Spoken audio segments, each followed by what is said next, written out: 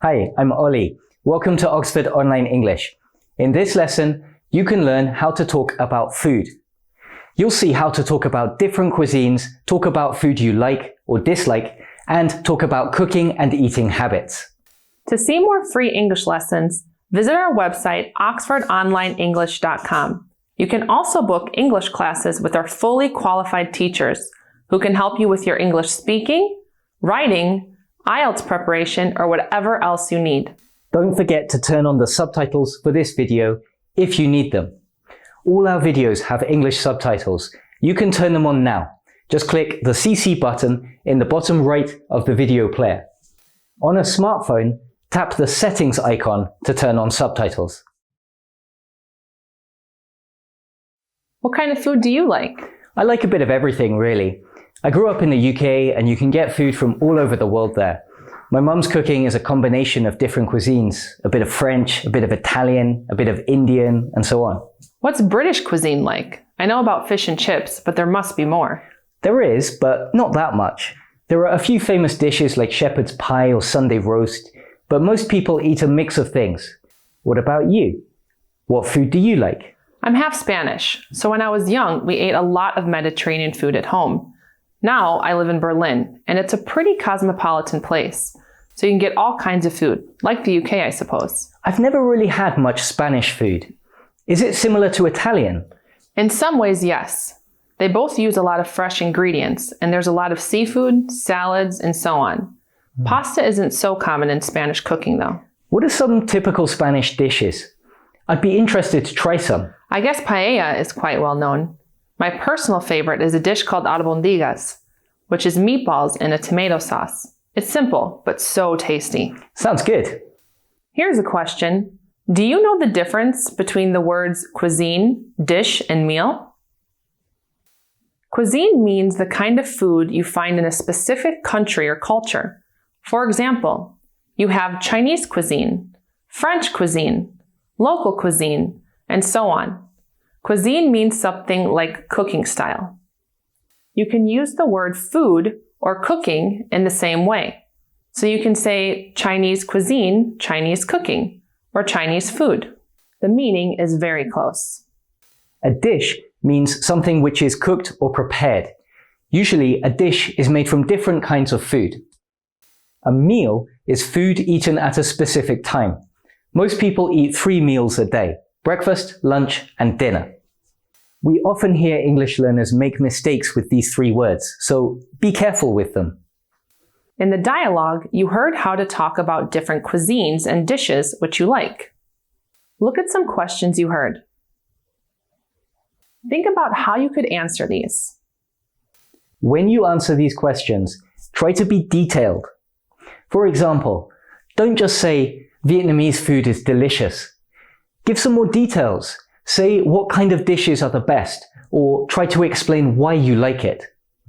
For example, you could say, Vietnamese food is delicious because it uses fresh ingredients and it's a little bit spicy, which I like. Okay? Pause the video and try to answer the questions now. Could you do it? If not, go back and listen to the dialogue again. Next, let's look at how to talk about food you like, or don't. So, what do you think? Oh no, this is terrible. Really? First, you haven't cooked the meat long enough. It's tough and really chewy. You need to keep cooking it until it's tender. I cooked it for 2 hours, just like you said. Yes, but you also have to check that it's done. Also, these vegetables are awful. They're mushy because you've overcooked them. They should be fresh and crunchy. Right. What about the sauce? It's not bad, but it's a little bland. A dish like this should be rich, spicy, and a little sour. While you're cooking, don't forget to taste it and add more spices or more vinegar or whatever it needs. Okay. I'm a little scared to show you my dessert now. Ah, wow, this is amazing. Oh, you mean it? Yes. It's a perfect tart. It's crumbly but not dry, which is a difficult balance to get right. The fruit gives a nice tangy flavor. Very tasty. Thank you. To describe something you ate, you could start with the flavor.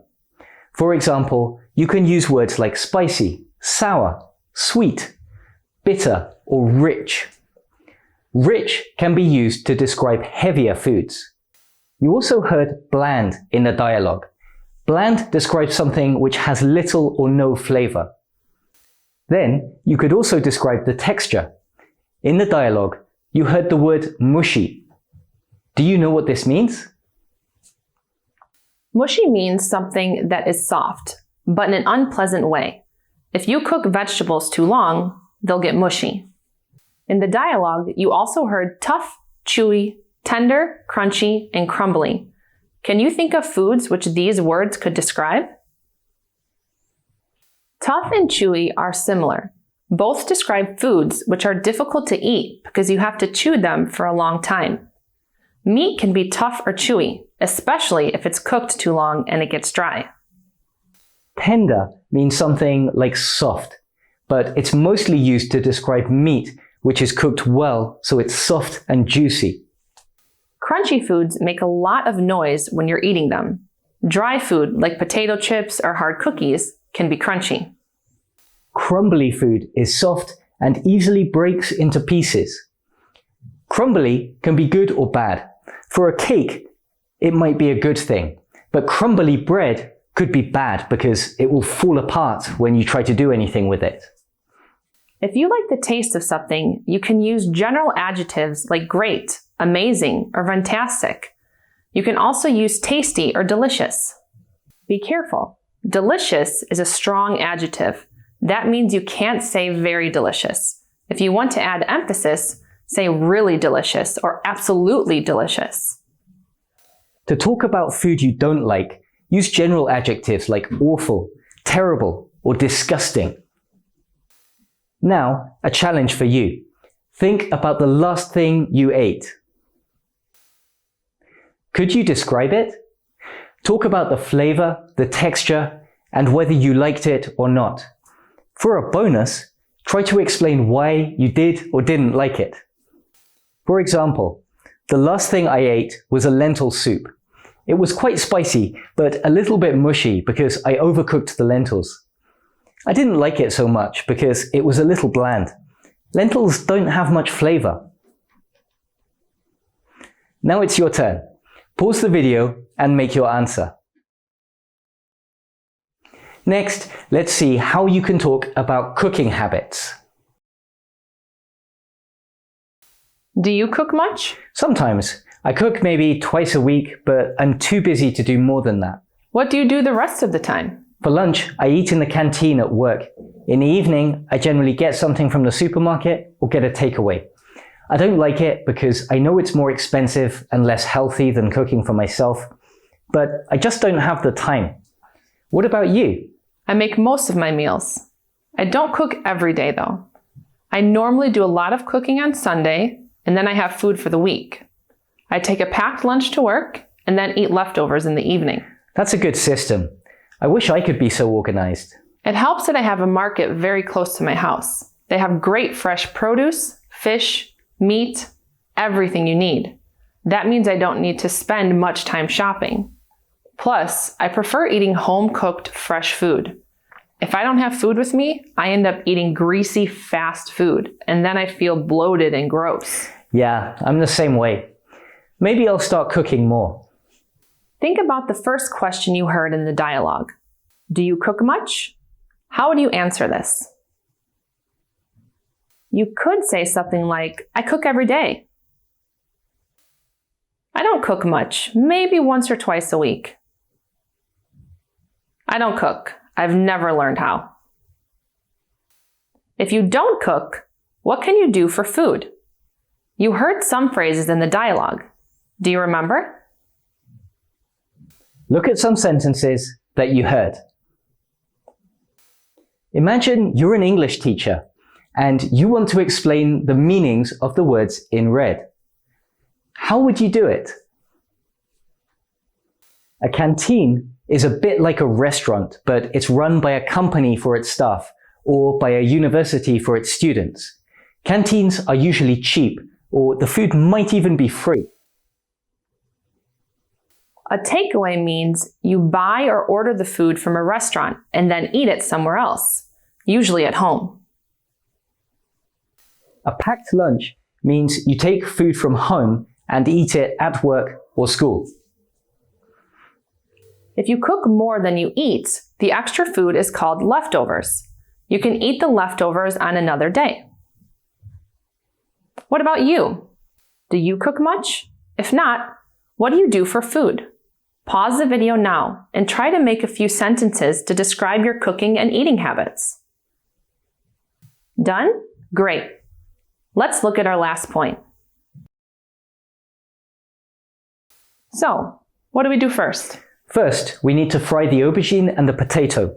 While you do that, I'll prepare the meat. How are you going to do it? It's easy. You saute onion and garlic, then add the meat to brown it. Then you add the tomatoes and simmer it for 15 minutes or so until the sauce thickens. Okay, what now? Now we need to make the white sauce. You know how to make white sauce? I think so, though I've never tried it. It's butter, flour, and milk, right? Yes, but you need to be careful. Add the milk very slowly and stir the sauce continuously. Otherwise, it can get lumpy. Should I use a low heat? Yeah, as low as possible. So, is that it? Pretty much. We just need to layer all the parts, sprinkle some grated cheese on top, and then bake it for half an hour. What should I do then? Get a baking dish, put the potatoes in the bottom, then the aubergine, then the meat.